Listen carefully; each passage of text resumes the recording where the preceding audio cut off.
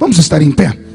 Vou pedir ao meu sonoplasta amigo para me dar um pouquinho de ganho aqui na voz, um pouquinho de agudo. Se você puder me dar, minha voz é muito afônica e o agudo me ajuda muito. Eu acho que você colocou grave. Um agudinho aqui para mim. Evangelho segundo escreveu São João, capítulo de número 3, versículo de número 8. Quem encontrou, diga amém. O vento sopra onde quer, ouves a sua voz, mas não sabes de onde vem e nem para onde vai. Assim é todo aquele que é nascido do Espírito. Amém. Fecha a Bíblia, coloque na cadeira, pegue na mão da pessoa mais perfumada do seu lado. Ainda dá tempo, né? Isso. Aperte a mão da pessoa com carinho até ela falar aleluia. Isso. Pentecostal que não faz barulho está com defeito de fabricação para mim, né? Vamos orar? Pai, nós te exaltamos, nós te glorificamos. Nós entendemos que esta noite é uma noite ímpar. A Assembleia de Deus Bom Retiro propôs uma campanha, Senhor, para que os meses que hão de vir sejam meses de glória, meses de conquista, de surpresas, de empreendimentos, de autoridade. E nós representamos essa noite em oração, mês de outubro. E eu tenho certeza, Senhor, que os seus filhos serão tomados pela sua unção nesta noite. E antes que eu comece a revelar os seus oráculos, cerque esta igreja com a sua presença, meu Pai. Num raio de 5 quilômetros, onde houver um demônio alojado, eu dou a esses demônios segundos para sumirem daqui. Porque se não sumirem, serão queimados pelo poder da sua glória, que aqui será derramada. Rasgue o céu sobre nós esta noite.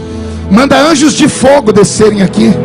Que esses anjos desçam, trazendo brasas de fogo nas mãos. Comecem a esparramar estas brasas entre nós.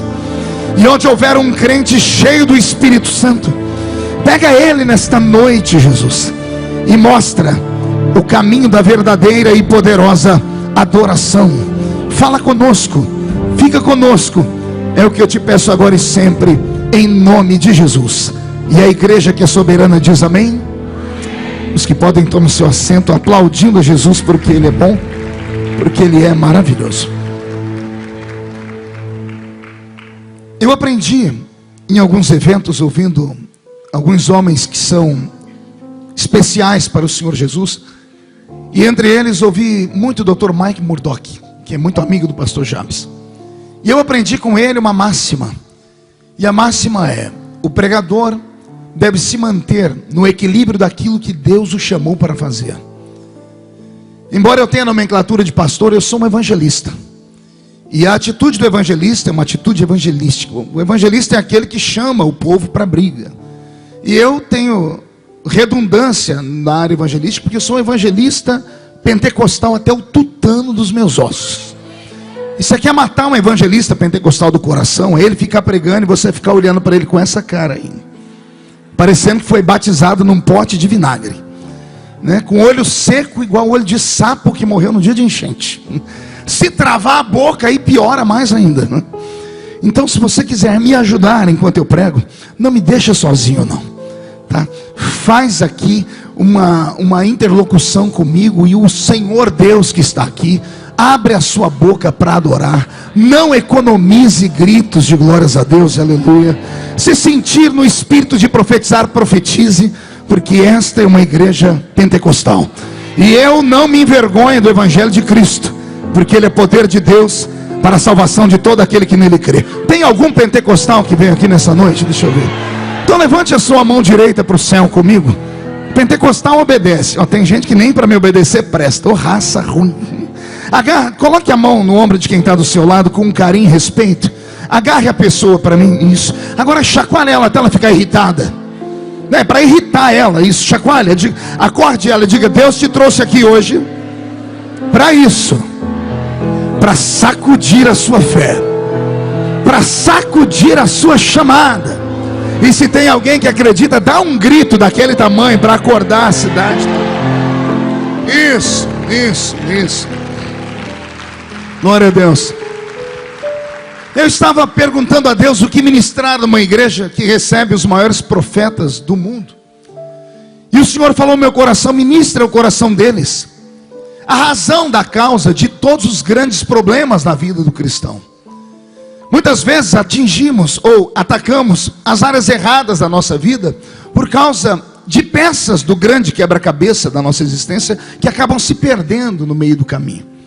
Por exemplo, há um texto na Bíblia Sagrada muito antigo que conta a história de uma mulher que foi até o profeta arrastando seus 2 filhos com quem ela já havia confabulado e ensinado a eles como conquistar o coração do profeta. Ou seja, basta ficar com a carinha triste e só concordar com a mamãe e chorar com a mamãe se for possível.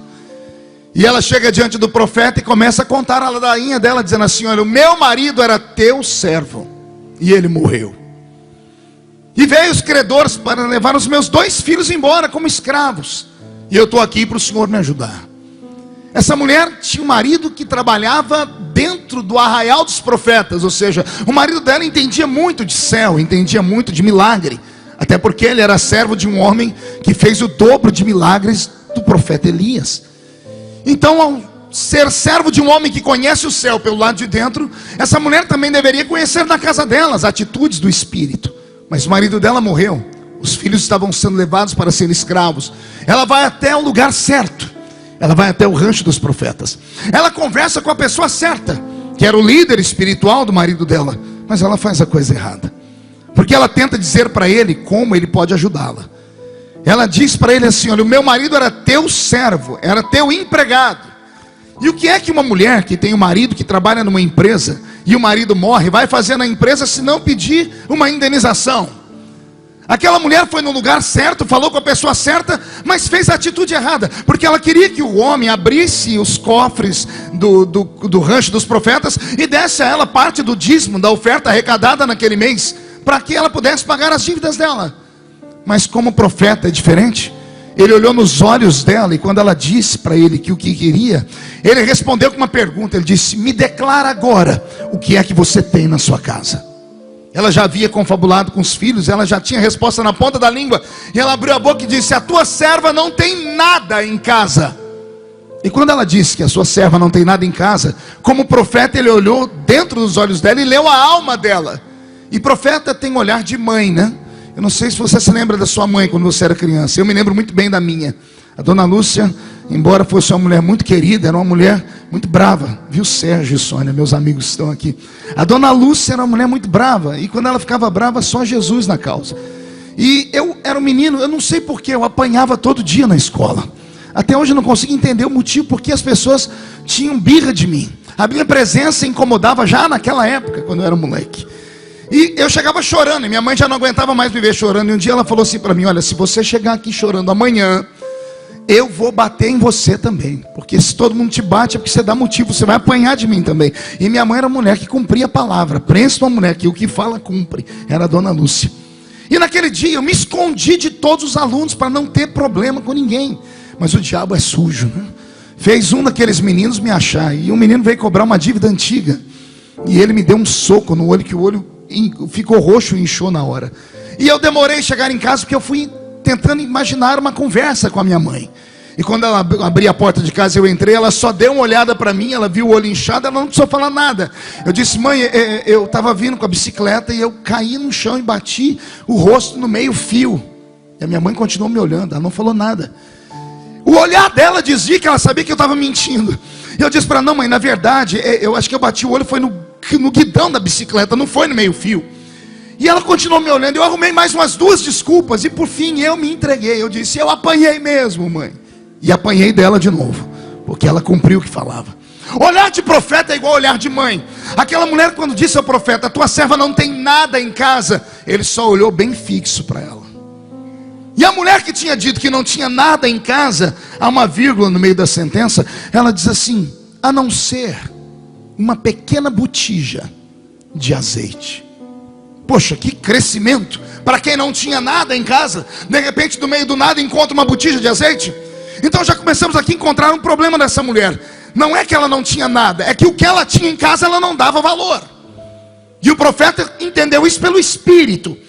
E quando ela disse: a tua serva tem uma pequena botija de azeite, ele olhou para ela e disse: o seu problema vai ser solucionado, mas não é aqui, é lá na sua casa. Porque o que está faltando para você não é aqui, é lá na sua casa. A raiz dos males da vida do cristão que teme e serve a Deus é uma só: é a ausência da comunhão e da presença do Espírito Santo na vida dele. Porque uma pessoa que está cheia do Espírito Santo, ela pode estar com um filho morto no segundo andar da casa.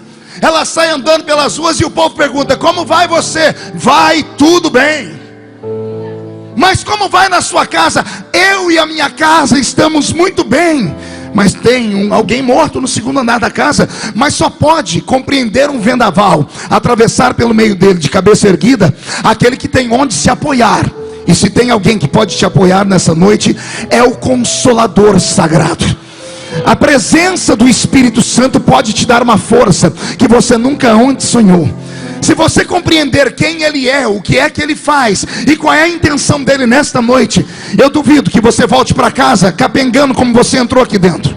Basta olhar para a pessoa que está à sua esquerda e à sua direita para você ver que hoje foi um domingo terrível. Porque tem pessoas aqui que estão com o ombro caído pelo chão, semblante descaído também. Devem ter vindo aqui arrastados, porque devem ter tido uma semana horrível. Mas o Senhor me trouxe neste domingo como profeta sobre a sua vida para te dizer que talvez eu não possa te ajudar, o irmão que está do seu lado também não, mas o Espírito Santo, esse pode te ajudar. Esse pode colocar dentro de você uma autoridade tão grande que você não vai sair andando desta noite na igreja, você vai sair voando nas asas de um novo tempo. E se tem alguém que acredita nisso, dê mais um grito de glória a Deus, por favor. Você compreendeu? Então eu, Marco Feliciano, na minha caminhada com Deus, eu compreendi que a ausência da comunhão, a ausência da minha percepção, a falta da sensibilidade de compreender que eu não sou um ser que ando solitário pela terra.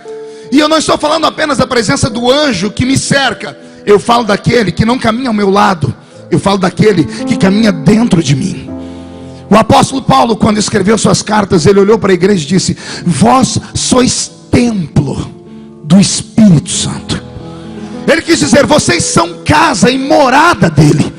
Ou seja, dentro de você está alguém, não uma força, está alguém que tem uma força, não uma energia, mas alguém que detém o poder de todas as energias, que se você compreender a linguagem dele, seguir ele e for cheio dele, não tem demônio que pare diante de você durante essa semana.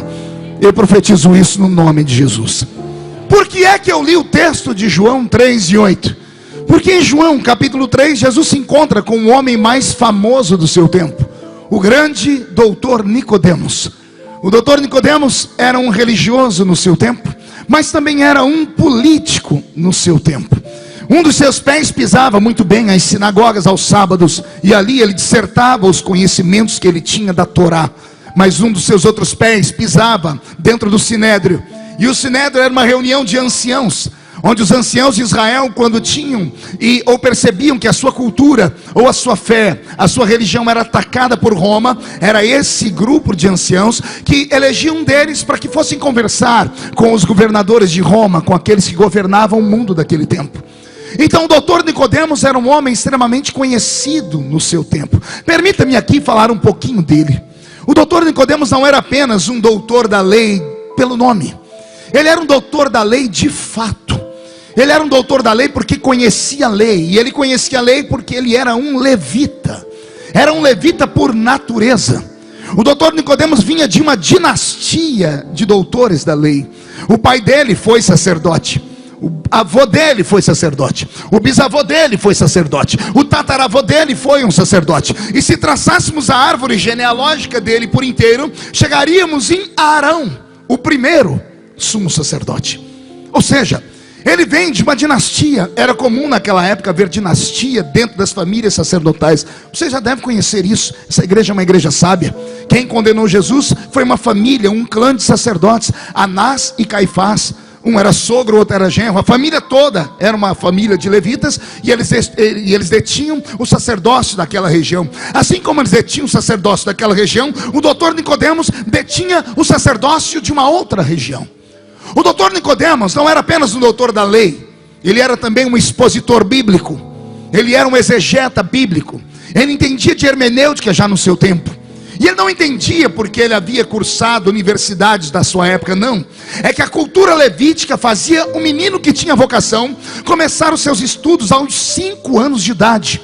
Pastor, como é que uma criança aos 5 anos de idade começa os seus estudos? Não eram estudos técnicos, eram estudos lúdicos. Aos 5 anos de idade, o menino com a vocação levítica, todos os dias era admoestado pela mãe, pelo pai, pelo tio ou por alguém que ali perto estava. E a pessoa que ia ensiná-lo fazia vibrar a alma da criança.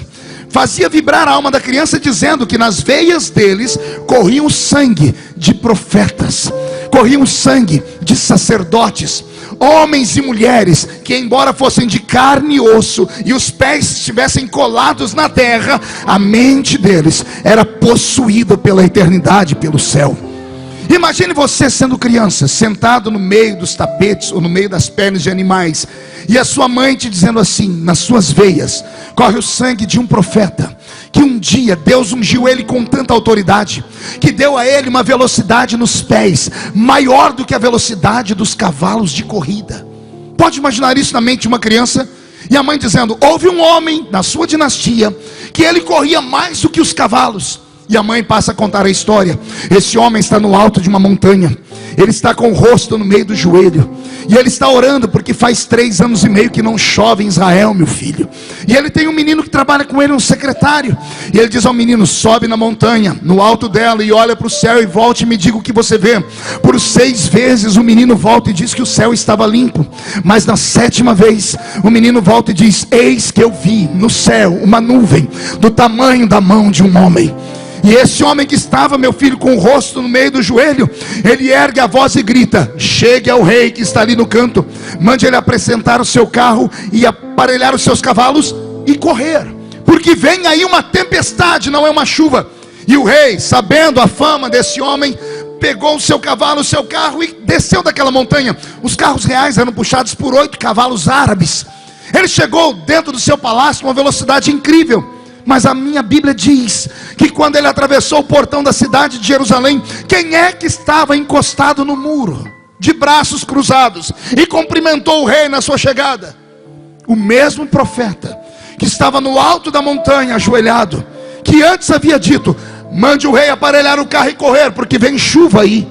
Ele não deu carona para o profeta, meu filho. Mamãe, como é que ele correu? O Senhor o transportou nas asas do vento. Se nós que somos adultos, pelo menos uma meia dúzia que é sensível, deu glória a Deus com essa palavra. Imagine isso na mente de uma criança de 5 anos. Isso vai para a mente e desce para o coração. Outro dia vão contar para ele a história de uma mulher, e alguém diz assim: meu filho, houve mulheres nessa terra, das quais você é herdeiro e descendente, seus ancestrais espirituais, que um dia no alto de uma montanha também, sentado debaixo de uma palmeira, julgou Israel. Uma mulher de 90 anos de idade que colocou no eixo um dos maiores heróis de Israel, meu filho. Como assim, mamãe? O herói se chamava Baraque. O nome dele é o Homem do Trovão. Mas o Homem do Trovão estava com medo. Medo do que, mamãe? Imagina uma criança indagando. Medo de tomar conta das promessas que Deus havia dado. Como assim, mãe? Deus havia dito a Israel: a terra que mana leite e mel é de vocês 100%. Não é 90, não é 50. A terra que mana leite e mel inteira é de vocês. E eu acho que eu estou liberando uma palavra profética. Alguém pode pegar aqui? Vou repetir: a promessa que Deus faz a você, ela é 100%, não é pela metade. Alguém toma posse dela? E o que aconteceu, mamãe? O que aconteceu é que esse que julgava Israel, ao invés de encarar os inimigos, encontrou no alto das montanhas flancos abertos e mandou que todas as tribos habitassem no alto da montanha. E o que aconteceu, mamãe? O que aconteceu é que um rei chamado Jabim, que tinha 900 carros de ferro, começou a cercar a montanha, e todos os dias ele fazia uma passeata ao redor da montanha com 900 carros de ferro. 900 carros de ferro são pelo menos 1.800 rodas de ferro. 900 carros de ferro, 2 cavalos em cada um deles, são 1.800 cavalos. Todos eles no trote dos seus pés, somado à roda das suas carruagens, mais os soldados que estavam em cima desses carros, com a mão na espada, batendo nos seus escudos, fazendo barulho e gritando. O grito que saía daqui de baixo do vale ao alto da montanha fazia os hebreus que estavam aqui em cima ficarem com medo. E Baraque dizia: Deus nos deu a montanha, o inimigo pode gritar, mas não pode subir aqui. E todo mundo aplaudia ele, meu filho. Mas Deus visitou o coração de uma velha de 90 anos, e a velha mandou chamar Baraque. E Baraque foi com a sua escolta, achando que a velha tinha feito para ele um bolo de fubá, ou uma jaqueta tricotada, porque é isso que velhinhas fazem, não é? O que uma velha de 90 anos pode fazer com alguém, a não ser fazer um belo bolo de fubá, ou tecer um cachecol. E o grande Baraque, meu filho, o homem do trovão, olhou nos olhos daquela velha quando chegou e disse: Oi, Débora, eu estou aqui, a senhora mandou me chamar, o que é que a senhora quer? Em que posso lhe servir? E Débora, tomada pelo Espírito, meu filho, olha para o homem do trovão e diz: Assim diz o Senhor, não te chamei para ser covarde, não te chamei para correr de carros de ferro, não te chamei para esconder o meu povo da terra que eu dei de promessa. A terra é deles por inteiro. Baraque se apavora, começa a tremer, porque não é uma velha que está falando, é o Espírito de Deus dentro dela. E ele diz: o que é que eu faço? E Débora começa a cantar um hino profético. Ela diz: assim diz o Senhor, pegue os seus soldados e desce, porque antes de você chegar lá embaixo, o Senhor mandará o seu exército na sua frente. Aí a mãe passa a contar: meu filho, você não sabe o que aconteceu. Conta, mãe. Meu filho, não é que Baraque já estava indo para a guerra, ele resolveu parar o cavalo e voltar atrás e falar assim: ô Débora, sim, eu vou para essa peleja, eu acredito na sua palavra, mas eu só vou com uma garantia. Qual, Baraque? Se você for comigo para a guerra. Gente, você conseguiu entender ou não? Um homem que tem nome de trovão, que é um capitão de guarda, com medo de exército, ele diz assim: eu vou para a guerra, mas só se você for a minha escudeira. Eu posso imaginar aquela Débora dando uma risada desdentada, porque no alto dos 90 anos não tem mais nem dente. Ela fica de pé e diz assim: ô meu filho, você quer que eu vou para a guerra? Eu vou, mas por causa dessa tua fraqueza, assim diz o Senhor, não darei a honra a você. Você não será o herói dessa batalha. Eu vou dar a honra para uma mulher, porque você se amedrontou diante dos homens. Baraque abaixou a cabeça e ele saiu andando, e atrás vem Débora. Ele dá 2 passos para frente e olha para trás para ver se ela está com ele. Ele arregimenta o exército. Quando ele está chegando aqui embaixo, faltavam uns 15 metros para chegar perto dos homens aí embaixo, ele olha para trás: cadê Débora? Parou de andar. Débora ficou no alto da montanha numa pedra, e ele diz: você não vem, Débora? Ela diz: eu só posso ir até aqui, mas daqui dá para eu chamar um grande general de guerra para ir com você. E a Bíblia diz que Débora levantou as suas 2 mãos no alto dos seus 90 anos e diz: ó Senhor, salva o seu povo, os nossos soldados estão com medo. E o Senhor disse que mandaria o seu exército. Manda o seu exército agora. E Baraque ficou olhando para o céu esperando vir anjo, e não veio anjo. Baraque olhou para o céu esperando vir carro de ferro, e não veio carro de ferro, nem carro de fogo. Mas a minha Bíblia diz que o céu abriu e começou a chover. Começou a quê? Não ouvi. E alguém pode dizer: e daí, pastor? E daí que o rei Jabim, com 900 carros de ferro, fazendo aquele trote nos israelitas, andando com aqueles carros pesados ao redor da montanha, em círculos sem parar, foi esmiuçando as pedras, os carros de ferro, os trotes dos cavalos, foi deixando a terra afofada, pastor Jabes. A terra virou poeira, virou areia. Quando a chuva desceu, a terra com água virou areia movediça. Os carros de ferro começaram a atolar uma roda. Os soldados tinham que descer para desatolar uma, atolava a segunda. Os cavalos, batendo os pés no chão, começaram a atolar também. E o maior exército que contra Israel, que metia medo neles, estão agora todos parados, como que fossem plantados na terra, e não conseguem andar. Aí Baraque, dos seus altos dos 15 metros, só dá ordem aos seus flecheiros para abater aqueles inimigos que estavam ali, os inimigos que os atormentavam há anos. Não precisou que viesse anjos, bastou Deus mandar a chuva. Assim como Deus tem um exército para livrar aquele povo da guerra, o Senhor manda me dizer a você que essa semana Ele vai mandar um exército diferente na sua frente. E o mês de outubro o Senhor vai fazer cair uma chuva sobre a sua vida, uma chuva que vai trazer de volta tudo aquilo que estava seco. O rio vai se encher, a vida vai brotar. E se tem alguém que acredita nisso, dá mais um grito de glória a Deus, por favor.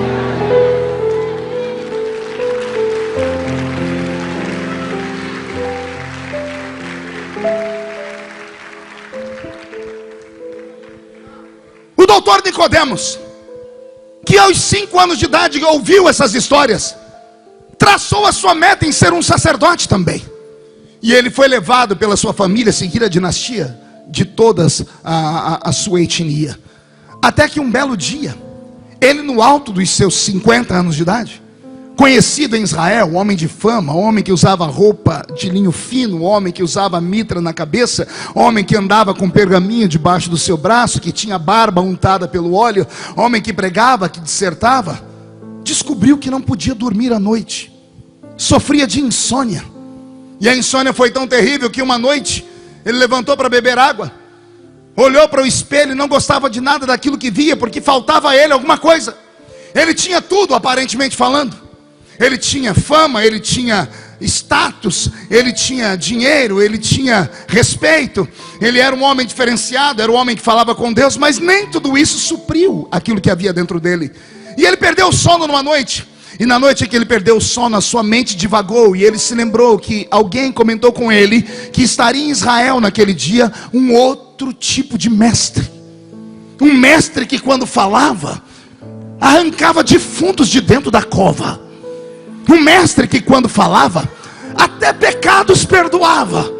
Um mestre que quando chegava com uma sabedoria tão grande, deixava todos os demais de boca aberta, porque tudo que os sábios falavam, ele sabia, e tudo que ele falava, ninguém sabia pataquada de nada.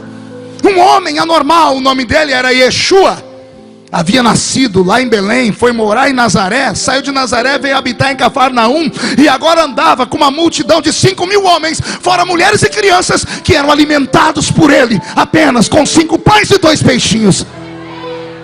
O doutor Nicodemos, na calada daquela noite, resolveu ir conhecer esse mestre de Israel. E ele foi de noite. Quando ele bateu a porta da casa onde estava esse homem, ele pensou que era uma reunião informal só de uma família, porque era uma família rica. Mas para surpresa dele, quando abriram a porta, a casa estava cheia. E quando Nicodemos deu uma olhadinha para dentro da casa, eu imagino todo mundo lá dentro abaixando a cabeça e se escondendo. Quer perguntar o porquê? Só falo se todo mundo perguntar. Lá dentro da casa daquele homem estavam todos os membros da igreja dele. Estava todo o clã do Sinédrio. Estavam todas as pessoas mais achegadas, os levitas mais importantes. Quando viram que o pastor deles entrou, todo mundo abaixou a cabeça. Vou ser excluído agora. E o doutor Nicodemos, quando chegou ali, também ficou em saia justa, porque ele não foi ali apenas para discutir. Ele foi ali para ouvir alguma coisa que aliviasse a alma dele, que fizesse ele voltar a dormir tranquilo. Mas quando ele chega naquela casa e a casa está cheia de pessoas que ele conhece, ele tem 2 opções.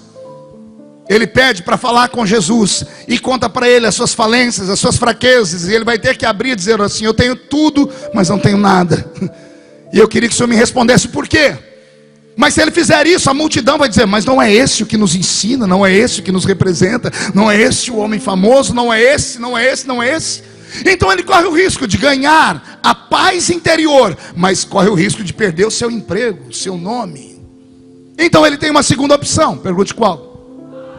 Ele tem a opção dele esquecer o que ele foi fazer ali e ele mostrar para o povo porque ele era o cara. E é isso que ele resolve fazer. Quando a multidão abre para que ele chegue, todo mundo para de falar, inclusive Jesus. O anfitrião da casa presente está aqui, o doutor Nicodemos, mestre de Israel, o homem do Sinédrio, o homem que quando aponta o dedo para Israel, ou ele decreta a vida, ou ele decreta a morte. É ele que faz uma parte da população se emocionar, porque são pessoas equilibradas, com famílias estruturadas. E é ele que faz uma outra parte da população desejar a morte, porque são homens e mulheres com desvios sexuais, são pessoas que nasceram com anomalia física. Então esse é o homem que fala com Deus. Está ele aqui, vamos ouvi-lo, porque ele é a maior autoridade. E o doutor Nicodemos começa o sermão dele. Olha para Jesus e diz: eu sei que tu és mestre, vindo da parte de Deus, porque ninguém pode fazer os sinais que tu fazes se Deus não estiver com ele. Se você deu glória a Deus aqui, imagina os membros da igreja dele lá. Só não falar em línguas, pastor Jabes, porque o Espírito Santo não tinha descido ainda. Senão o povo tinha entrado num reteté. Porque tudo que o povo gosta é de ouvir alguém que sabe falar e tem o que falar. E quer deixar um pregador mais feliz é o povo gritar, Sérgio. Quando o povo gritou, eu imagino que Nicodemos engatou uma 5ª marcha, encarnou um evangelista. E deve ter dito assim: já que o povo gostou, deixa eu mostrar que eu conheço Bíblia. Eu já li sobre ti, ô Yeshua, Eu li sobre ti em Gênesis, Êxodo, Levítico, Números, Deuteronômio, Josué, Juízes, Ruth, Samuel, Reis, Crônicas, Esdras, Neemias, Esther, Jó, Salmos, Provérbios, Eclesiastes, Cântaros, Isaías, Jeremias, Lamentações, Ezequiel, Daniel, Joel, Amós, Obadias, Miqueias, Naum, Sofonias. Eu li sobre ti em todos os parâmetros do nosso Velho Testamento. Eu li sobre ti na parábola da revelação de Moisés. E um homem que começa a falar muita coisa desse jeito inflama a multidão. A multidão lá dentro está empolgada. E quando Nicodemos termina, o povo está aplaudindo, emocionado, dizendo: esse é o cara. Só tem uma pessoa naquela reunião que não se empolgou. Do jeito que ele estava, ele ficou: Jesus. E agora que Nicodemos terminou, está respirando, esperando ver o que vai acontecer. Eu imagino Jesus dizendo assim: parabéns, posso me aproximar? Lá vem Jesus, cordial, educado: amigo, qual foi a faculdade de teologia que você frequentou? Quem foi o mestre que te ensinou? Há muito tempo eu não vejo alguém pregar como você. Poucas pessoas têm a revelação que você tem de quem sou eu, de onde eu vim. Rapaz, você é quase perfeito. Esse quase perfeito deve ter mexido no ego dele. Com licença, por que quase? Não, é que de tudo que você falou, eu percebi só uma coisinha, mas é uma coisinha pequena. Só te falta uma pequena coisa. E aí a mente do pregador viaja: que será que eu errei? Eu falei o nome errado da madeira que Moisés usou para adoçar a água que estava envenenada? Será que ao invés de falar que a muralha de Jericó ela ruiu, eu falei que ela caiu? Qual foi o erro? Qual foi a semântica errada que eu apliquei? O que foi que eu errei, Jesus? Não, é uma coisa muito simples. Não pode falar, aqui eu não tenho que esconder não, eu sou humilde. Amigo, só te falta nascer de novo. Eu vou dar o golpe de novo. Amigo, só te falta uma coisa: você precisa nascer de novo. Agora segure as palmas. Você pode imaginar o doutor Nicodemos, mestre da palavra, uma oratória impecável, uma verborragia perfeita. Pode imaginar o homem mestre dos vernáculos ouvir aquilo, depois no alto dos seus 50 anos, ser repreendido publicamente. Ele não vai deixar isso barato. Como ele é um bom orador, todo orador sabe como vencer um blefe, porque ele era um blefe. Ele olha para Jesus e tenta descartar Jesus com uma piadinha. Ele olha para Jesus, é instantâneo que ele fala, porque quando ele diz você tem que nascer de novo, a multidão se apavora. E qual é o antídoto para isso? É você quebrar a área cognitiva daquele que está te falando. E ele quebra a área cognitiva de Jesus dizendo o quê? Como pode um homem velho na minha idade nascer de novo? Poderia eu entrar no ventre da minha mãe e nascer uma segunda vez? Quando ele diz isso, a multidão se abre em risos. Pode imaginar todo mundo dizendo assim: ih, agora ele lascou. Ele deixou Jesus numa saia justa. Ele agora deixou Jesus envergonhado. Vamos ver como é que Jesus se sai dessa. Jesus não estava ali para discutir piadas.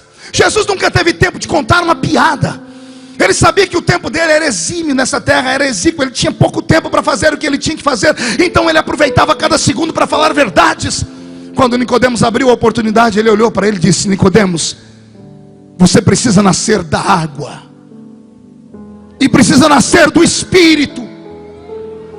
Jesus estava dizendo: você precisa ser limpo. Você tem que se arrepender dos seus erros, porque você também é uma víbora, como João Batista pregou. Você é um homem que aparentemente falando parece ser uma coisa, mas por dentro não é. Você é um desses religiosos que tem cara de religioso, carrega a Bíblia de religioso, dá a paz do Senhor como um religioso, mas por dentro não sente nada. Mais ou menos parecido com alguns que vieram para essa reunião.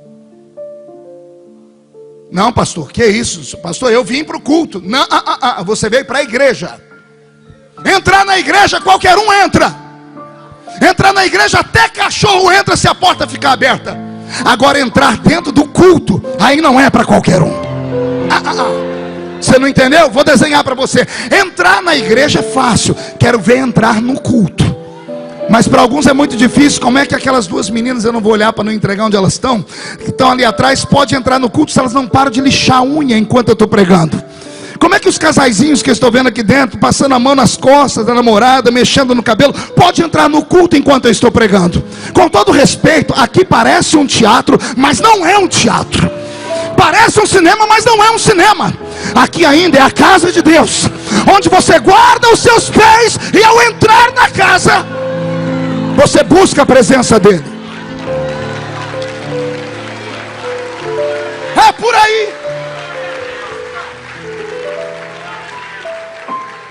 Nicodemos é o reflexo da religiosidade antiga. Ele não era um velho crente, ele era um crente velho. Oh meu Deus, que trocadilho é esse, pastor? Pega aí. O velho crente, eu entendo ele. O corpo envelheceu, os cabelos branquearam, a coluna se encurvou, mas ele ainda entra na igreja e quando ouve a palavra, há lágrimas nos olhos. Ainda traz um lenço para o culto, na esperança de que o Espírito vai trazer arrependimento ao coração dele. Ele ainda dá glória a Deus sem que o pregador mande. Esse é o velho crente. Mas o tal do crente velho é uma desgraça. Ele envelheceu, não por fora, mas por dentro.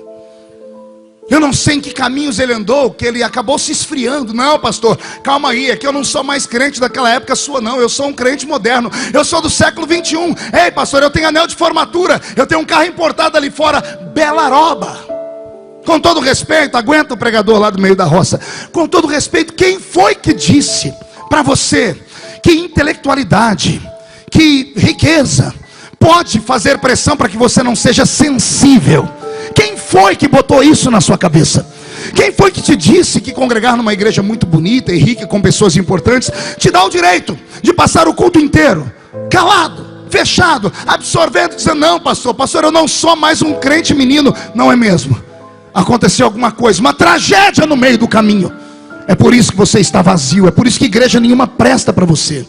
É por isso que ao entrar aqui dentro, você entra seco e sai daqui mais seco do que entrou. Pastor Jabes me arruma 2 seguranças para sair comigo aqui. Se você quer uma coisa de Deus, você vai ouvir o que Deus tem para te falar. Não suporto, não sei como você aguenta ficar sentado perto dessa alma que está do seu lado. Tem acontecido milagre quando ele entra no culto. Cai neve em cima da pessoa, de tão gelado que ela é. Se você ficar mais 5 minutos perto dela, você pega um resfriado. Amigo, você não leu a placa dessa igreja? É Assembleia de Deus. A Assembleia de Deus é uma igreja que crê em milagres, que crê em dons do Espírito, que crê em manifestação espiritual. Nós cremos em tudo.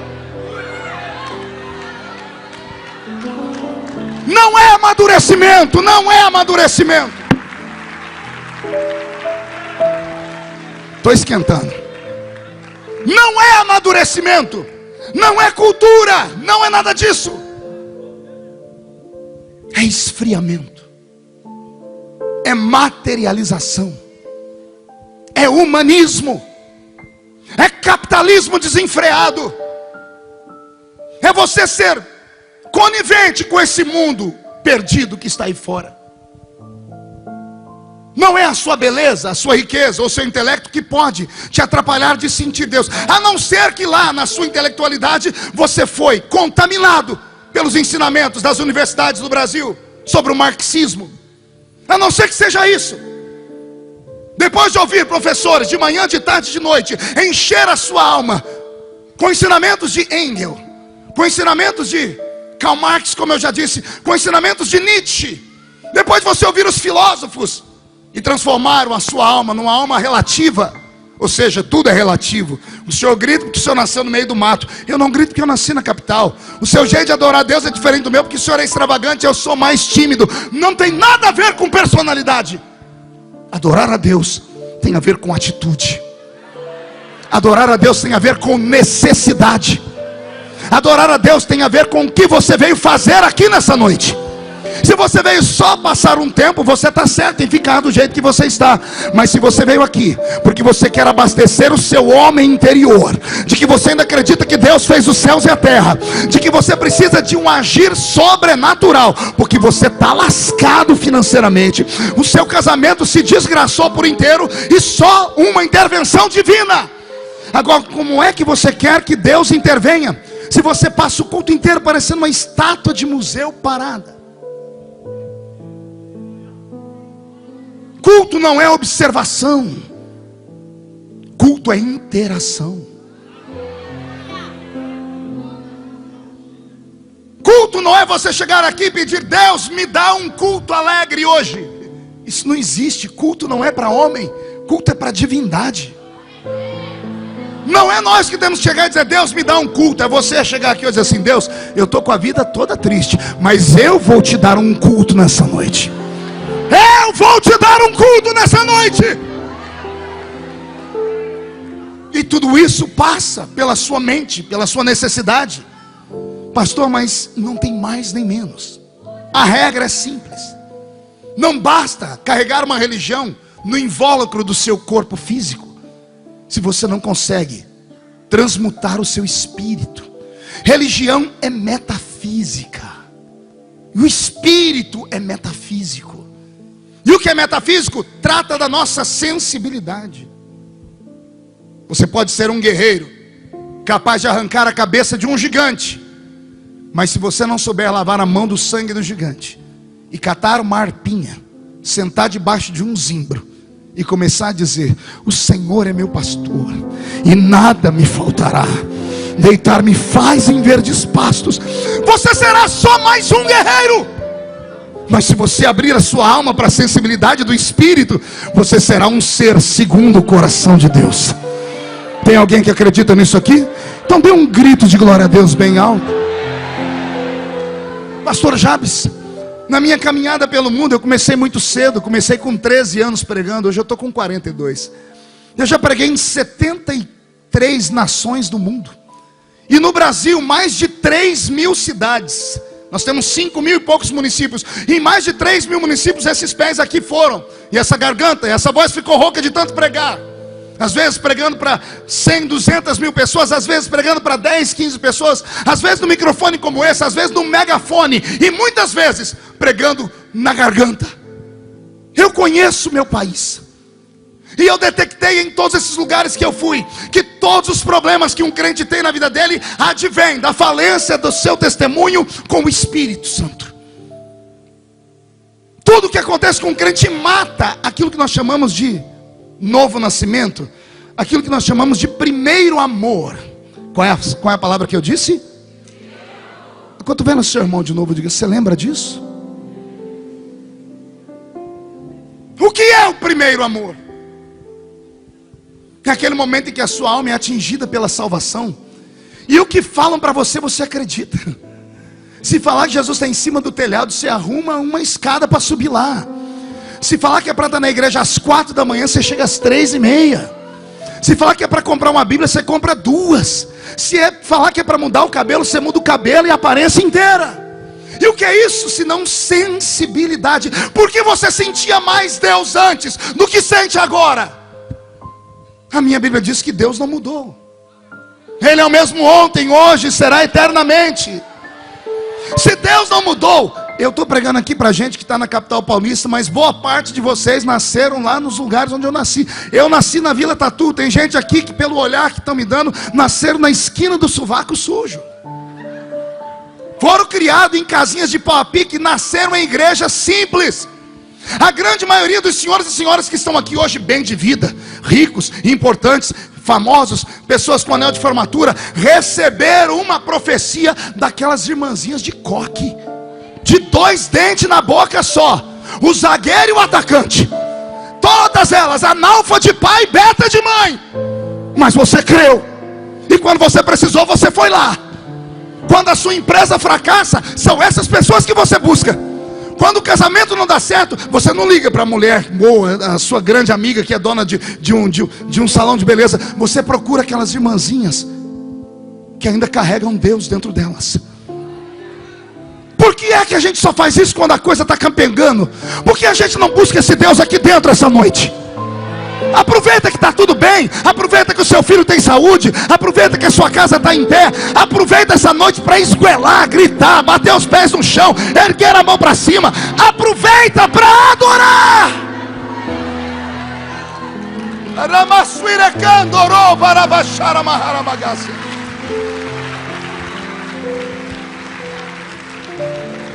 Perceba, estamos no meio de uma reunião pentecostal. Até agora, não que eu tenha parado só para ouvir isso, mas eu detectei menos de 10 pessoas aqui orando em línguas. Isso aqui é uma igreja pentecostal. Os milagres que nós queremos, essa campanha que estamos fazendo aqui, é para mexer com o coração de Deus. Agora eu te pergunto, como é que você quer mexer com o coração de Deus se você passa o culto inteiro paralisado do jeito que você está? Eu estava pregando aqui, pastor Jabes, na rodovia Anhanguera. Tem uma cidadezinha, que eu não vou citar o nome por ética, ainda bem que o senhor me segurou. Assembleia de Deus. Cheguei para pregar num culto de avivamento. Fui cuspindo fogo, eu sou evangelista. Pastor Nascimento, comecei a pregar. Eu comecei no Gênesis, eu fui até o Apocalipse e voltei. Aí eu comecei antes do Gênesis, fui depois do Apocalipse e não encontrava nada. Quando eu parava de pregar, eu só escutava 2 barulhos na igreja. O primeiro era o meu pulmão e o segundo era os mosquitos que voavam. Eu engoli 2 ainda. Você ri porque não era você lá. Estava me dando desespero. De repente eu olhei lá para o meio da igreja, aquele silêncio, parecia um culto fúnebre. Entrou um grupo de 5, 6 pessoas, escolheram um lugarzinho lá atrás e sentaram. No próximo jargão que eu lancei, na próxima palavra de fé que eu lancei, só aquele grupinho gritou, glória a Deus. A igreja inteira fez assim, ó. E os 6 não se intimidaram não. Eu soltei outra palavra e eles, glória a Deus. E os crentes começaram a parar de olhar para trás. E esse negócio de glória a Deus pega. Isso pega. É só começar a fazer o teste para você ver. Isso pega. Porque quando a gente diz glória a Deus, nós não estamos dizendo glória aos homens. Talvez seja por isso que os nossos velhos pais não deixavam a gente aplaudir na igreja, pastor Jabes. Eu acho que era esse o pensamento deles. Não que fosse pecado, não é pecado aplaudir. Está na Bíblia, louvai ao Senhor com palmas. O problema é que quando a gente aplaude, a linha que divide para quem é o aplauso é muito tênue. A gente não sabe se é para a performance do pregador ou se é para Deus que está inspirando o pregador. Talvez seja por isso que a gente está gerando uma geração de artistas gospel, que quando eles cantam, o povo grita, delira, assovia, bate palma, e o povo diz que está adorando a Deus. Eu tenho dúvida, porque alguns não acham que é Deus não, acham que é eles, a voz deles, o jeito deles serem. Talvez seja por isso que os nossos pais falam assim, gente, dá glória a Deus quando ficar feliz. Talvez seja porque quando a gente bate palma, a gente esquenta as mãos, mas quando a gente dá glória a Deus, esquenta o coração. E quando você diz glória a Deus, não tem erro, porque aqui não é uma igreja de vários deuses. Pode olhar na nossa parede, não tem nem o desenho de um dele, porque só há um Deus. E quando nós damos glória a Deus, Ele recebe.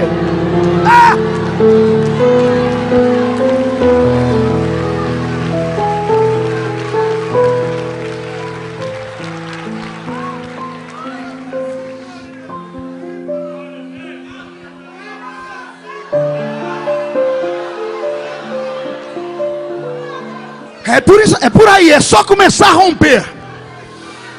Deus sabe o que você precisa. Você não precisa trazer uma lista para Ele, eu preciso disso, daquilo. Deus sabe. A pergunta de Deus nessa noite é: você sabe o que eu preciso? Você sabe para que é que eu te trouxe aqui? Eu te trouxe aqui para você adorar o meu nome, diz o Senhor. Eu te trouxe aqui para você glorificar o meu nome, diz o Senhor. Aquele grupinho começou a dar glória a Deus lá atrás, e eles me empolgaram. Começou a dar um glória a Deus aqui e outro aqui. De repente incendiou. Quando incendiou, eu fiz igual o Pelé. Aposentei a chuteira no auge. Parei a pregação no meio, chamei o povo para frente, fiz aquele movimento, entreguei o microfone e disse amém. Estou terminando o culto. Aquele grupinho veio perto dos irmãos, juntou um monte de gente para tirar foto. Mas o grupinho disse: ô pastor, o senhor tem como tirar foto com a gente mora longe? Eu olhei para o grupo e falei: mas venham aqui agora. Vocês ganharam meu coração. Aí um deles falou assim: ô pastor, o senhor pode orar por nós? Eu falei: meu filho, eu oro por vocês agora e amanhã também. Deixa eu fazer uma pergunta para vocês: onde vocês vão estar amanhã? Sabe por quê, pastor? Não, porque eu vou pregar numa outra igreja aqui perto, e eu queria ver, não dá, né, para ir uma torcida organizada, me ajudar lá, né? Você promete que não vai escandalizar? Promete para mim? Quando eu disse: vocês não têm como estar comigo amanhã, um deles falou assim: ô pastor, vai depender do nosso padre.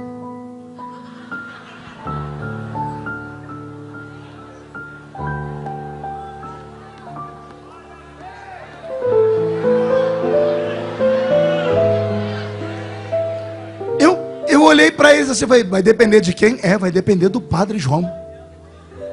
Mas que padre João? É lá da nossa paróquia. Paróquia Coração de Maria. E eu não sabia mais o que falar. Eu falei: mas vocês estavam dando glória a Deus. Pastor, nós somos do fogo. Falei, mas vocês são o quê? Nós somos carismáticos. E um deles falou, mas não é daqueles carismáticos que o senhor fala, não. Nós somos dos carismáticos de verdade. Fomos batizados com o Espírito Santo, que nós buscamos a noite inteira.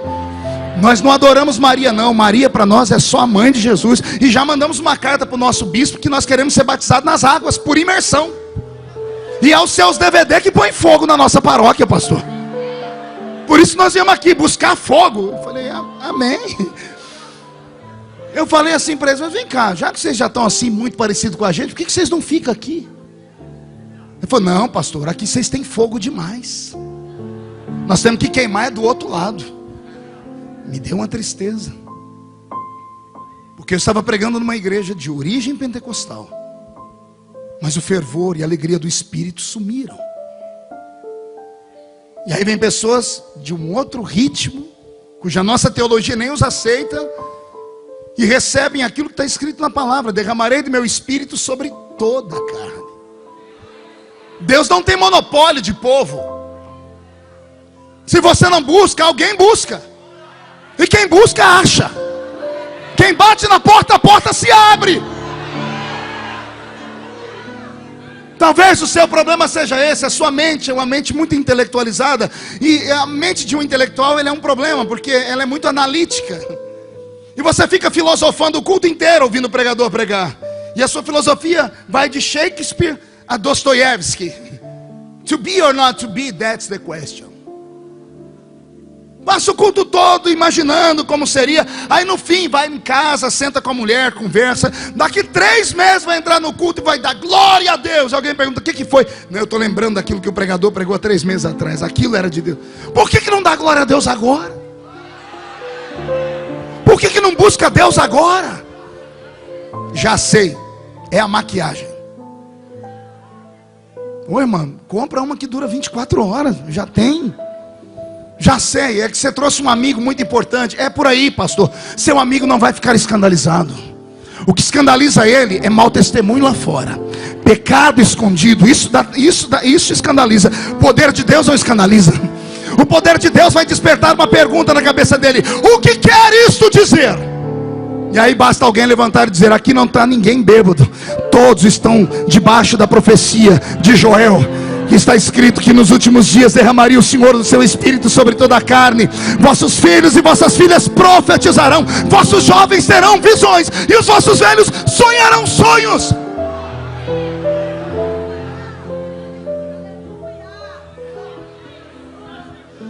Está faltando sensibilidade. E aí às vezes a única maneira de Deus puxar a sua orelha é mexer naquilo que mais dói. É a família, é a empresa, é o trabalho, é a escola, é a perseguição. E você diz que isso é o seu problema? Não, seu problema não é esse não. Seu problema não é a orfandade de filhos. Isso é um problema, mas não é o maior problema. Seu problema não é que você é uma viúva. Ser viúva é um problema, mas não é o seu maior problema. Seu problema não é dívida, não. Porque dívida é um problema, mas não é o seu maior problema. Seu problema não é que os seus filhos vão ser levados para ser escravos, não. Isso é um problema, mas não é o seu maior problema. O seu maior problema é que você não tem azeite na botija. Está vazio. Você recebe no culto, antes de chegar em casa já perdeu tudo. O Senhor te trouxe hoje porque Ele quer você de volta. Falar para uma prostituta que ela tem que nascer de novo é fácil. Falar para um corrupto que ele tem que nascer de novo é aceitável. Falar para o doutor Nicodemos que ele tem que nascer de novo, quem é que tem coragem? Esse irmão que está do seu lado aí, falar para ele que ele tem que nascer de novo? Quem tem coragem? Não, pastor, cada um se vira com a sua vida. Talvez seja por isso que nós estamos nessa situação. Como Jesus falou com Nicodemos, depois que ele disse: você tem que nascer da água para ser limpo, e do Espírito. O Senhor Jesus disse: você tem que nascer de novo. E o que é nascer de novo? Não é apenas a conversão. Toda pessoa que nasce, todo ser que nasce, ele herda características genéticas do pai e da mãe. Sim ou não? Esse corpinho que está aí do seu lado em forma de um botijão de gás, ou de uma tábua de passar roupa. Isso aí é herança genética. O cabelinho ruim é do vovô, eu que o diga. O olhinho vesgo é da mamãe, a perninha torta é da vovó. É uma construção genética. O seu genoma, o seu mapa genético recebeu orientação e informação de ancestrais, e nasceu essa criatura aí. Isso porque você nasceu uma vez. Mas eu estou pregando aqui para um único grupo nessa noite que nasceram 2 vezes. Quem nasceu 2 vezes aqui? Então faz a seguinte pergunta para o seu irmão: você nasceu de verdade de novo? Diga, quais foram as características genéticas que você herdou do seu novo nascimento? Como assim, pastor? Ora, se você nasceu do pai e da mãe e herdou características genéticas, ao nascer em Cristo, você também tem que ter herdado características genéticas dele. Ah, pastor, isso aí é só uma palavra de efeito. Não, não é. Porque a ciência diz que dons psicossomáticos também podem ser passados via DNA. O pai é músico, o filho torna-se músico também. A arte é passada geneticamente, mas a arte ela é lúdica, ela não é física. Mas o filho herda do pai. Sim ou não? Aí vem o maior ensinamento. Pergunte qual? Freud. Deixa eu pedir ajuda para o alemão. Freud diz que tudo que uma criança vê, ouve e sente de 0 a 7 anos, ou seja, começa no ventre da mãe até os 7 anos, vai dar a base da sua primeira perna, do seu caráter. E a segunda perna é construída dos 7 aos 12. Então tudo que uma criança ouve, vê e sente de 0 a 7, de 7 a 12, vai dar a construção do seu caráter, vai ser o alicerce da sua história. Talvez você tenha carregado tristezas e traumas porque tenha nascido numa família desestruturada. Talvez o seu silêncio seja por causa da timidez. Talvez essa compleição interna que você tem, onde você não se aceita, seja a herança de palavras malditas e negativas que você ouviu de 0 a 7, de 7 a 12. Principalmente se você é filho de crente. Filho de crente sofre mais que o filho do ímpio. Uma criança normal, que não frequenta religião nenhuma, ela escuta de 0 a 7 anos pelo menos 50.000 vezes a palavra não. Uma criança evangélica escuta o dobro. Porque o filho do crente pode fazer menos coisas do que os outros. E esse não, bota você numa berlinda e te travou. Talvez seja por isso que você seja assim. Mas aí tem a chance de nascer de novo. E ao nascer de novo, eu queria saber onde foi que você nasceu. Talvez eu seja assim porque eu nasci no meio do fogo. Eu nasci num ambientezinho, num salãozinho de 2x3, que era só Jesus na causa. Cresci num ambiente onde os presbíteros que dirigiam o culto não sabiam ler. Os diáconos não sabiam escrever. E os crentes não sabiam falar. Imagina quando um crente que não sabia falar pedia para um diácono escrever um pedido de oração. E o diácono não sabia ler, não sabia escrever. Aí vai parar o pedido na mão do presbítero que não sabe ler. Oh Deus de Israel. Tinha um presbítero na igreja nossa, faleceu, irmão Ovídio. Irmão Ovídio, quando ele pegava o bilhetinho assim para ler, e ele ficava tentando adivinhar, a igreja inteira baixava a cabeça e entrava em oração. Quando ele lia de uma vez, fazia assim, Mas quando ele tentava adivinhar, pastor Javes, pense numa prova. Um dia o irmão Vítor pegou um bilhetinho, trouxe aqui perto do olho dele, levou. Ele tinha um óculos perneta, só tinha uma perna, o óculos ficava assim no rosto. Ele tirou, olhou, ele tentava, parecia que estava em língua estranha. Ele estava tentando ler. Ele diz, vamos orar aqui pela irmã Isabel, que segundo consta, a irmã Isabel fez uma cesariana. Vamos orar pela irmã Isabel que fez uma cesariana. Levanta a Isabel na mocidade, 12 aninhos. Mão vídeo, eu sou a Isabel. E daí? E daí que eu não fiz cesariana não, eu estou aniversariando. É tudo a mesma coisa, é tudo a mesma coisa. Eu fui criado nesse ambiente. E no meio desse ambiente de gente inculta, de gente que não tem cultura, Eles me ensinaram a orar. E eles me disseram que a oração fervorosa, ela movia o céu. Ela chamava a atenção. Os anos se passaram, eu entendi que isso é uma equação de verdade. Quer ver? Eu não estava pregando naquela igreja que eu falei para vocês, e quando meia dúzia deu glória a Deus, a igreja inteira olhou para eles. Por que a igreja inteira olhou para eles? Porque chamaram a atenção. Mas eles chamaram a atenção porque eles estavam falando o que mesmo? Não ouvi. Eles não estavam dizendo glória a eles, glória a vocês, não? Então ninguém tinha que olhar para trás. Mas por que todo mundo olhou? Porque eles chamaram a atenção. Se homens olham para homens que dizem glória a Deus, imagina Deus lá em cima. Você não entendeu? Vou desenhar para você.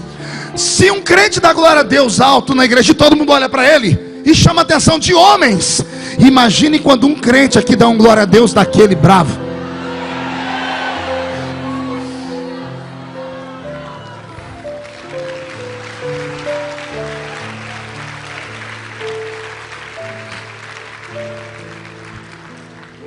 Jesus disse a Nicodemos naquele dia: o vento sopra onde quer. Ele não sopra onde eu quero. Ele não sopra onde você quer. É onde Ele quer. Ninguém ouve a sua voz. Ele não anuncia que está chegando. Ninguém sabe de onde vem nem para onde vai. E Jesus estava dizendo: Nicodemos, aquele que tem a percepção do Espírito, ele é desse jeito. Ele fica invisível aos olhos dos homens. Não é isso que você precisa nesses dias? Não é essa a sua oração para que as pessoas parem de te perseguir? Para isso você tem que ficar invisível. Mas não tem nenhuma fórmula, não inventaram a tinta invisível nessa terra ainda. Mas a minha Bíblia diz que aquele que tem o Espírito pode ficar invisível aos olhos dos homens. Deus quer cercar a sua vida de fogo. Deus quer cercar a sua história de glória. Deus quer devolver para você a sensibilidade. Deus quer que você volte a sentir a presença dEle no culto. Pastor, o senhor é daqueles crentes, daqueles pregadores de sentimentalismo. Chame do que quiser, meu amigo. Mas eu sirvo um Deus que é vivo. Eu posso não ver Ele, mas Ele me vê. Eu posso não tocar nele, mas Ele pode tocar em mim. E Ele está tocando em você agora. O que está faltando para você é azeite na sua botija. Está faltando você voltar a falar em línguas estranhas. Está faltando você chegar no culto um pouquinho mais cedo e começar o culto ajoelhado no banco. Está faltando você fazer umas campanhas de jejum, você e sua família, mortificar a carne. Está faltando você fazer um jejum de televisão, de WhatsApp, de Facebook. Está faltando você voltar a pegar a Bíblia Sagrada e meditar nela para guardar as leis do Senhor. Está faltando você perguntar a Deus o que é que Ele quer da sua vida.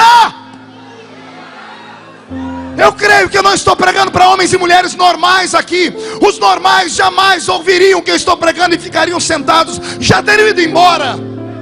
Eu estou pregando para homens e mulheres que são sobrenaturais. Você pode não acreditar, mas esse irmão que está do seu lado, ele tem uma brasa de fogo dentro dele. Talvez a brasa esteja tampada por cinzas, mas se o vento soprar nessa noite,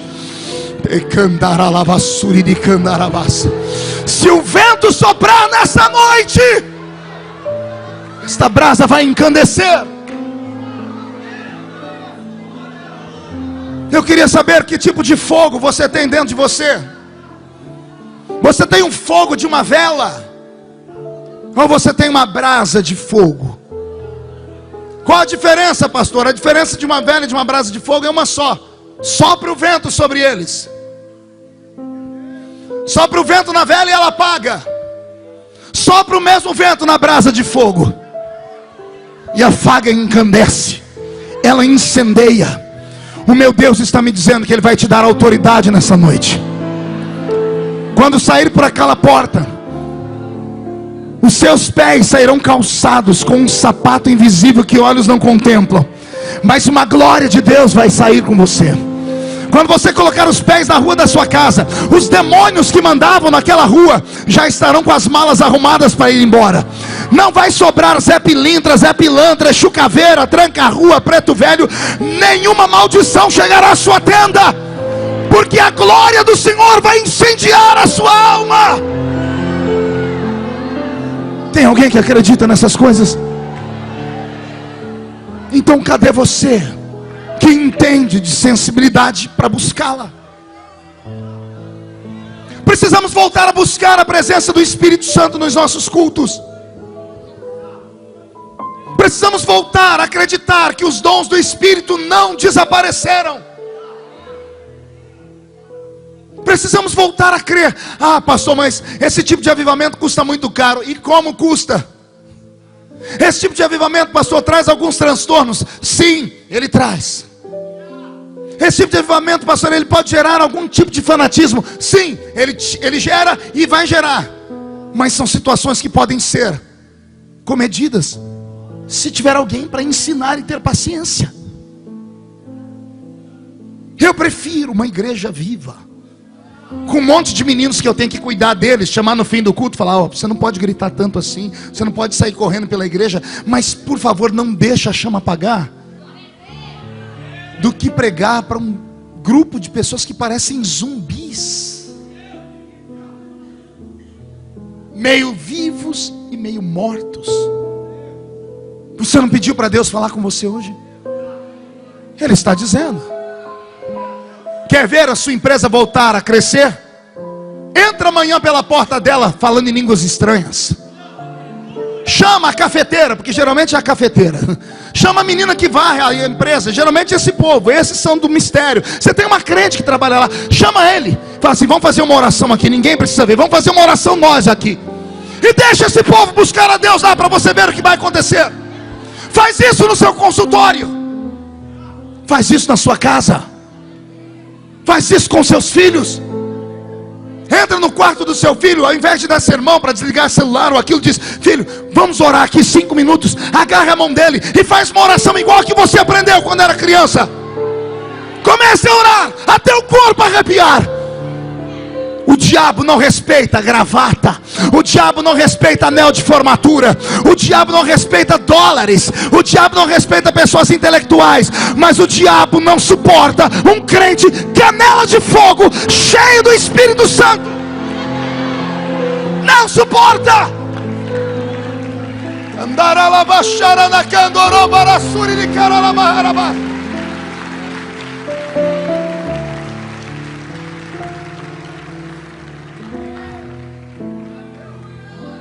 Eu perguntei a ele: amigo Espírito Santo, por que em alguns lugares você não vem mais?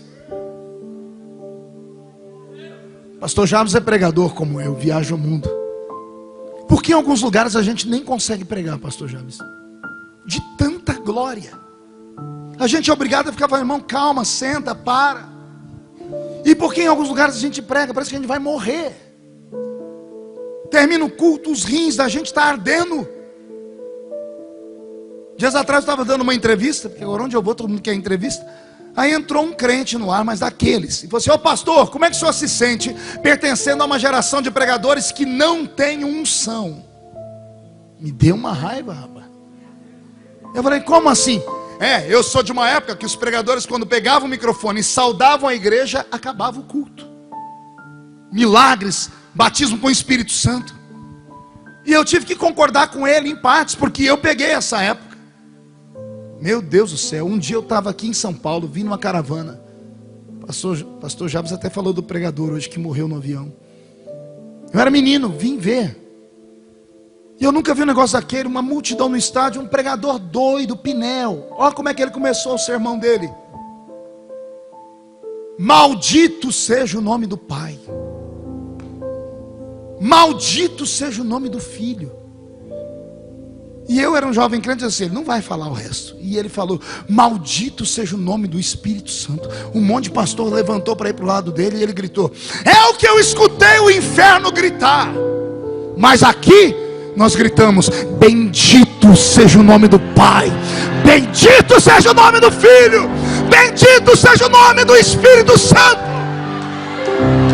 Pastor Jabes, acabou o culto. Acabou terminou o culto naquele dia. Eita, na gassuriria machada. Aí eu falei para aquele irmão: irmão, você não está de todo enganado não, mas o problema não é que os pregadores não têm unção. Nós nunca tivemos uma geração com pregadores que tivessem tanto conhecimento, acesso livre à internet. Os pregadores falam 2, 3 horas, comentam coisas interessantíssimas, citam filosofia, história, falam de tudo. Conhecimento nós temos.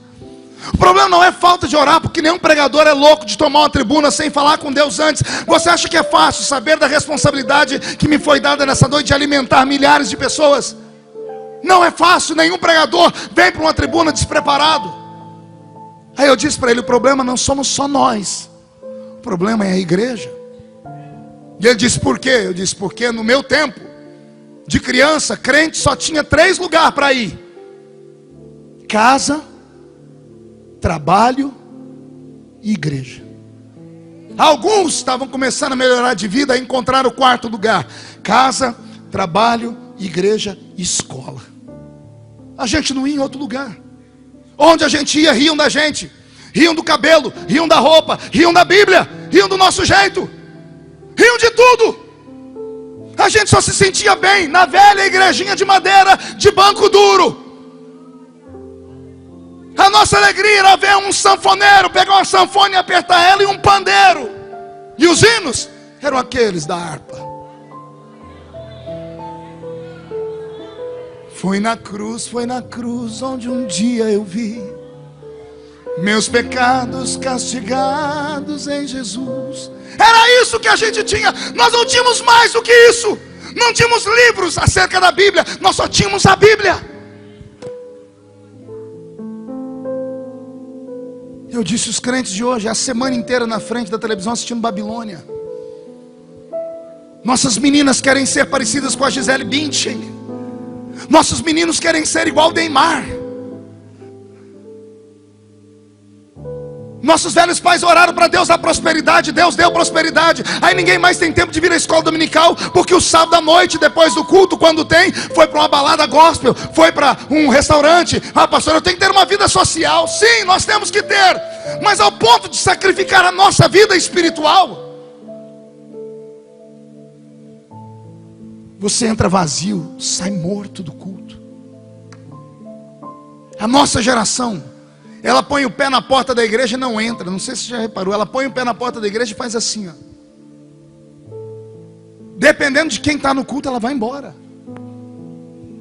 Vai embora. E quando entra, entra assim, ó. Porque ela já sabe quem vai cantar. Pior, ela já sabe o que a pessoa vai cantar. Ela já sabe o que vai pregar e quem vai pregar. Mas tem uma coisa pior do que tudo isso junto. A pessoa, quando entra no culto, já sabe como vai terminar. Não podemos nos conformar com isso. Cada culto tem que ser uma surpresa. Cada culto tem que ser uma história. Cada culto tem que ser melhor do que o outro. Nossos crentes têm que chegar em casa e dizer assim: não tem a novela, mas o culto é melhor que a novela. Eu não posso perder. Meu pastor fala: não, eu prefiro ir para o culto. Nós precisamos voltar a sentir isso. Mas como é que nós podemos voltar a sentir isso se os nossos cultos são vazios da presença dEle? E Ele está aqui. Ele está aqui. E alguém pode dizer: se o Espírito Santo está aqui, pastor, me diga onde Ele está. Ele estava na porta quando você entrou. Ele olhou para você e o coração dele sacudiu no peito. Ele apertou as 2 mãos, olhou para o céu e disse: quem sabe é hoje. Quem sabe hoje ela volta a me chamar. Quem sabe hoje ele volta a me chamar. Quem sabe hoje ele volta a cantar. Quem sabe hoje ela volta a dar glórias. Quem sabe hoje ele volta a falar em línguas estranhas. Quem sabe hoje eles sentem a minha falta.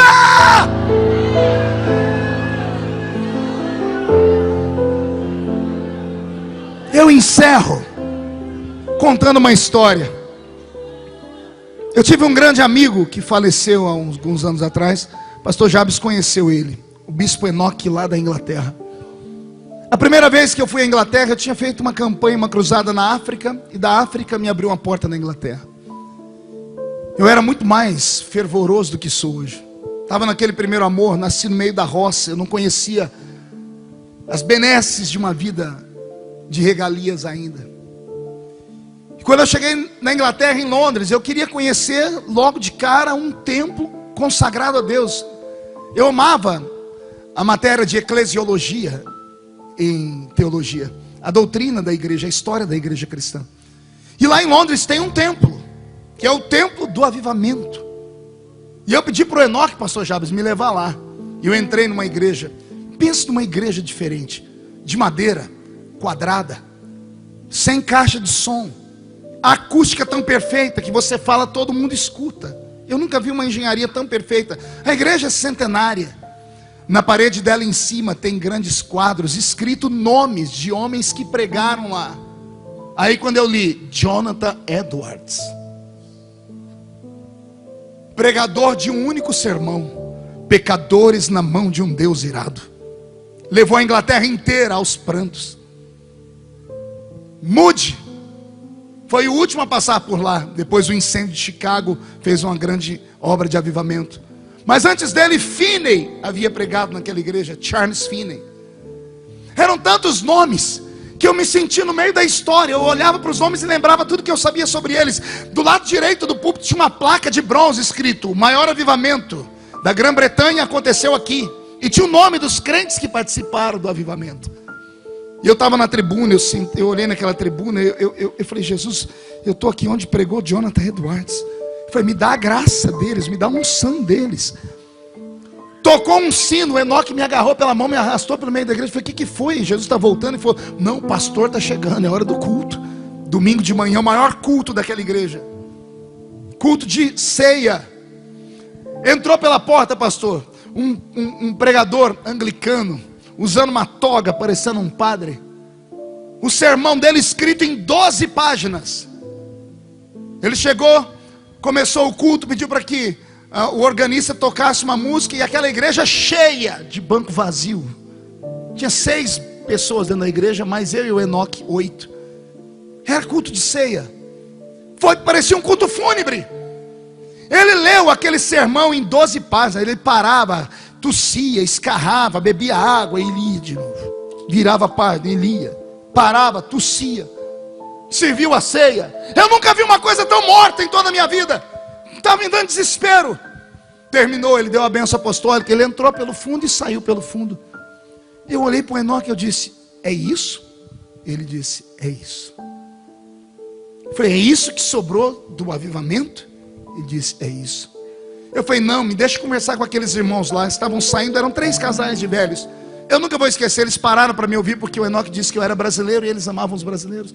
E eu comecei a perguntar para eles. Falei: Enoque, pergunta para eles, cadê o avivamento daquela parede? Enoque disse: não, se fazer isso aqui, eles vão achar que você está afrontando. Eu disse: larga a mão de ser frouxo, homem.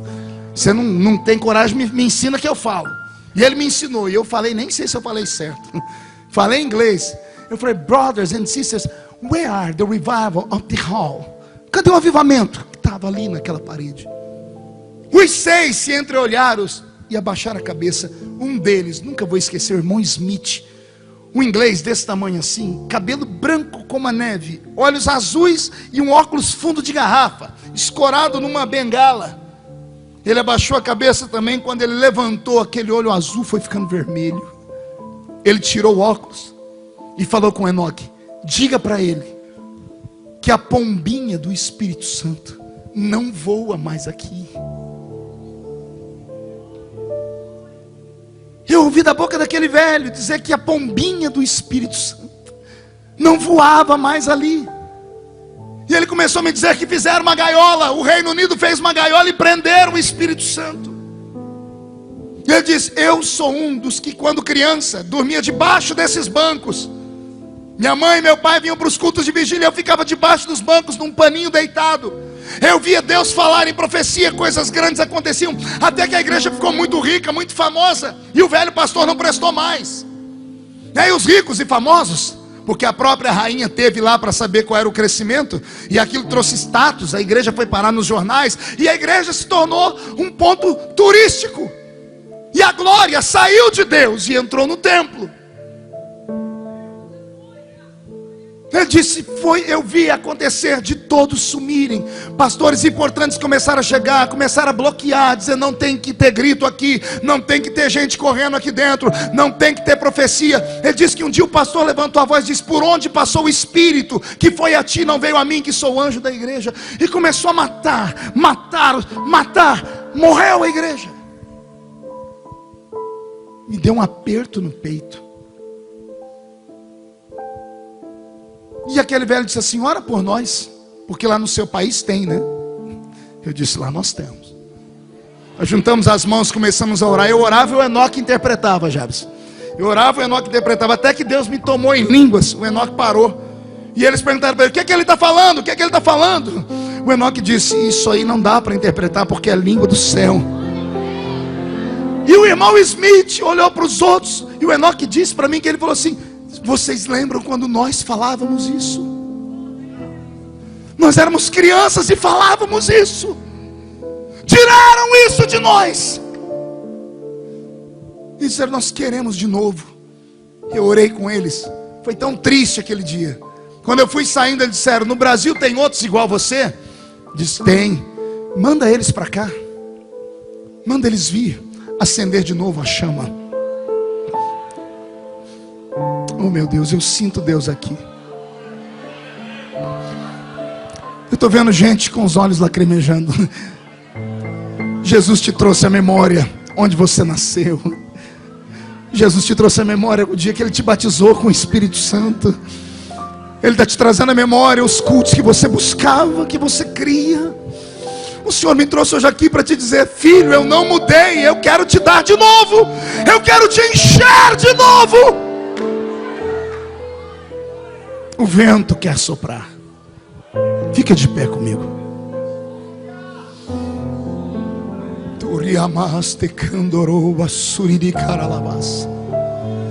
Com autorização do pastor Jabes, eu quero fazer um convite aqui. Antes do convite, eu vou pedir para que ninguém se atreva a sair da igreja antes da bênção apostólica. Ainda que o horário estoure uns minutinhos. Não é sempre que temos isso. Feche os olhos, incline a cabeça. Eu não sei se alguém vai ter coragem de atender o meu convite, mas eu vou ter coragem de fazê-lo. Eu queria aqui perto de mim homens e mulheres que já foram brasas de fogo, que já profetizaram, cantaram, pregaram, ensinaram, fizeram campanhas, tinham chamada missionária, acreditavam nos dons. E em algum caminho dessa vida triste, dessa vida difícil que a gente leva, você cruzou com um coveiro espiritual que roubou os seus sonhos, que matou o fervor, que apagou a chama. E ao me ouvir pregar, você foi tocado. Eu queria saber se você teria coragem de vir aqui no altar, porque o fogo do altar não pode se apagar jamais. Eu queria te convidar a vir aqui perto de mim, para a gente buscar de novo. Isso, venha chorando mesmo. Eterno Deus de Israel, eterno Deus e Pai, nós não negamos a nossa fé nem a nossa origem. Eu estou aqui nesta noite de avivamento, e aqui na minha frente tem mais de uma centena de homens e mulheres que estão pedindo de novo para o Senhor derramar fogo sobre a vida deles. Jesus, abre o céu, faz chover a sua glória nesse lugar. Onde houver alguém batizado com o Espírito Santo, renova, renova, renova, renova.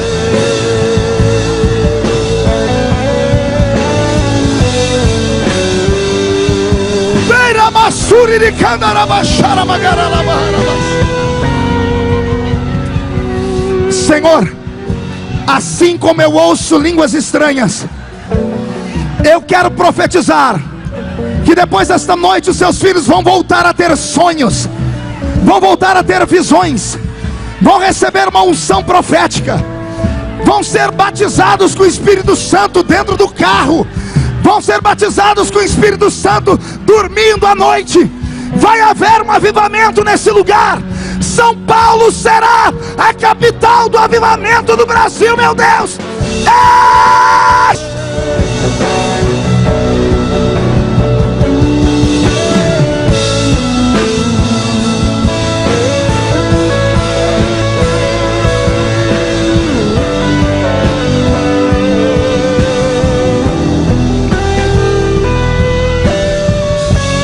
Eu profetizo, meu Deus, que todos os que se predispuseram a sair do lugar e vieram próximos ao altar, estão levando uma fagulha da esperança do Pentecoste com eles.